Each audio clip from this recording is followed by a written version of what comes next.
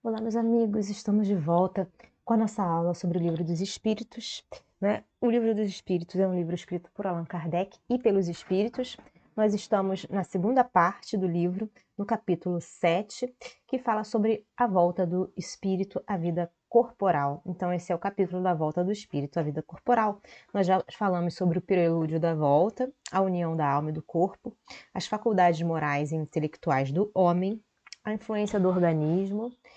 E hoje a gente vai falar sobre idiotismo, loucura. O que são essas coisas, né? O que significa tudo isso? A gente vai verificar juntos. Bom, Kardec ele faz a seguinte pergunta para os espíritos. Pergunta 371. Tem algum fundamento o pretender-se que a alma dos cretinos e dos idiotas é de natureza inferior? Então, será que a alma dessas pessoas, não é inferior às outras? Bom, aí os espíritos dizem: não tem nenhum fundamento. Essas pessoas trazem almas humanas, não raro mais inteligentes do que supondes, mas que sofrem da insuficiência dos meios de que dispõem para se comunicar, da mesma forma que o mudo sofre da impossibilidade de falar. Então, não tem nada a ver dizer que essas pessoas são de natureza inferior, né? O espírito de natureza inferior, não são. Pergunta 372. Que objetivo visa a providência, né? Que objetivo visa Deus criando seres desgraçados como os cretinos e os idiotas?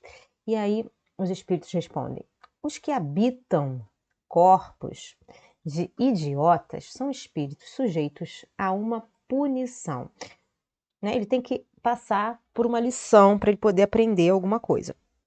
Sofrem por efeito do constrangimento que experimentam, né? Eles estão sendo constrangidos e da impossibilidade em que estão de se manifestarem mediante órgãos não desenvolvidos ou desmantelados.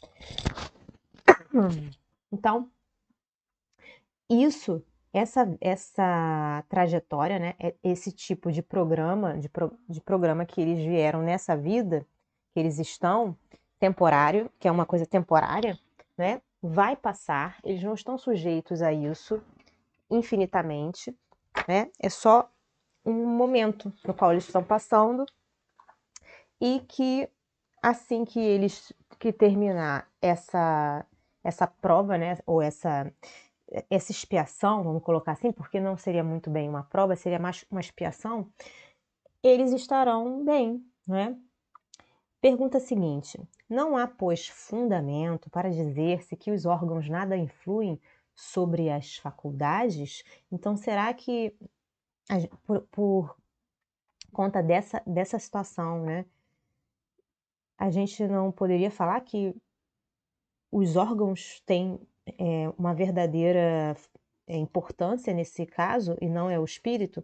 E aí os espíritos dizem: nunca dissemos que os órgãos não têm influência. Quer dizer que os nossos órgãos podem influenciar nosso espírito, sim.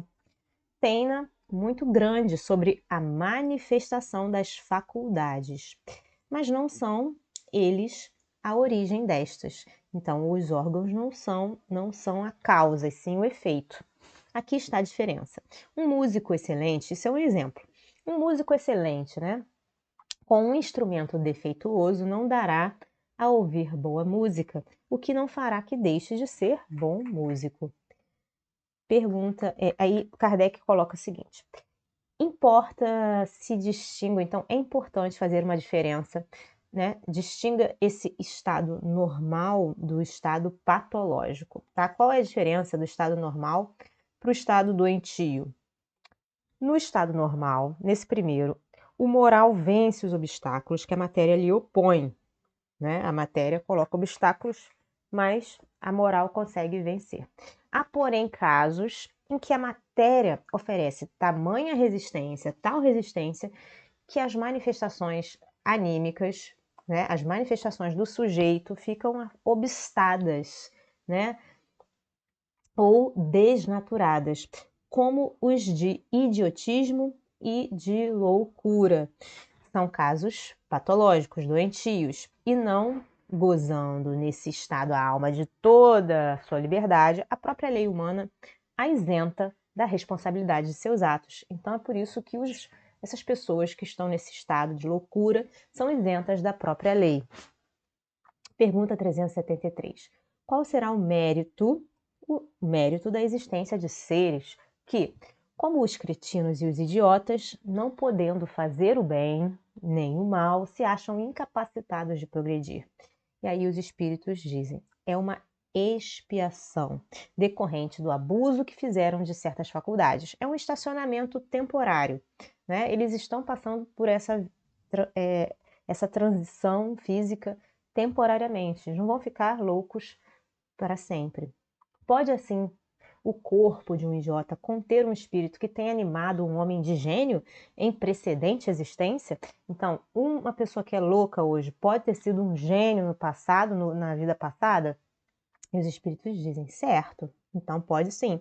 O gênio se torna, por vezes, um flagelo quando dele abusa o homem. Então, quando o homem abusa da genialidade, da inteligência, ele vai ter que expiar por causa disso. Bom, e aí o Kardec diz o seguinte, a superioridade moral nem sempre guarda proporção com a superioridade intelectual. O que ele quer dizer?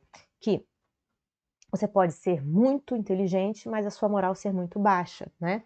E os grandes gênios podem ter muito que expiar, né? Então, essas pessoas que são inteligentíssimas podem estar muito endividadas com elas mesmas.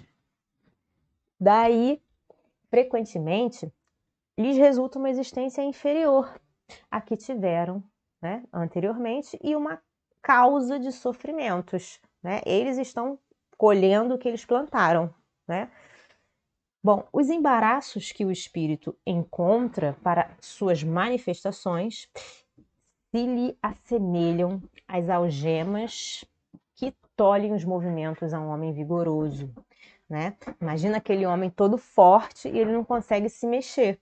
É a mesma coisa, né? Pode dizer-se que os cretinos e os idiotas são estropiados do cérebro como o coxo é das pernas e dos olhos o cego, né? Pergunta 374. Na condição de espírito livre, tem o idiota consciência do seu estado mental? Então, será que ele está consciente disso? E aí os espíritos respondem.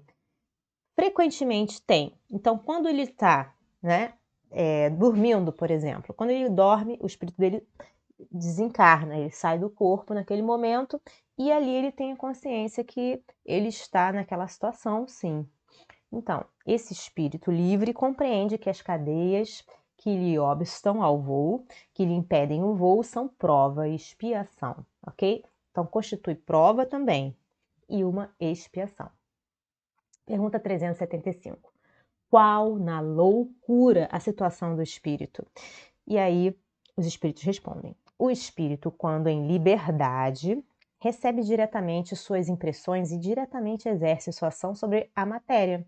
Encarnado, porém, ele se encontra em condições muito diferentes, muito diversas, e na contingência de só o fazer com auxílio de órgãos especiais, né? Ele está preso aos órgãos. Altere-se uma parte ou o conjunto de tais órgãos, e eis que se lhe interrompem, no que destes dependam a ação ou as impressões, né? Dependendo desse conjunto de órgãos, que pode ser alterado, o espírito fica preso a isso, né?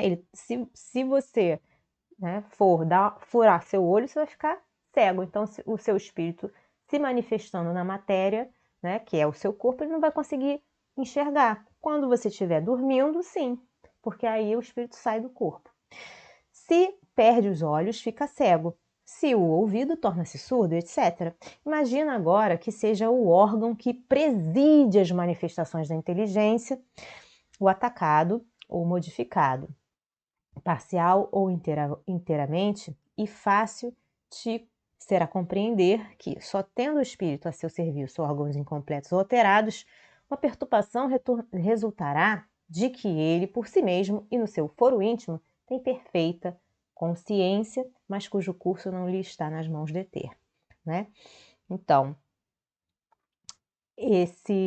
essa parte que ele está falando, ele quer dizer que se perde os olhos, fica cego, se perde o ouvido, torna surdo, se perde um órgão, se ele tem um dano num órgão que é responsável por manifestar a sua inteligência, né, como se fosse o cérebro, por exemplo, se ele tiver, esse órgão tiver sido atacado, né, danificado, modificado, tanto parcial como inteiramente, a gente pode entender que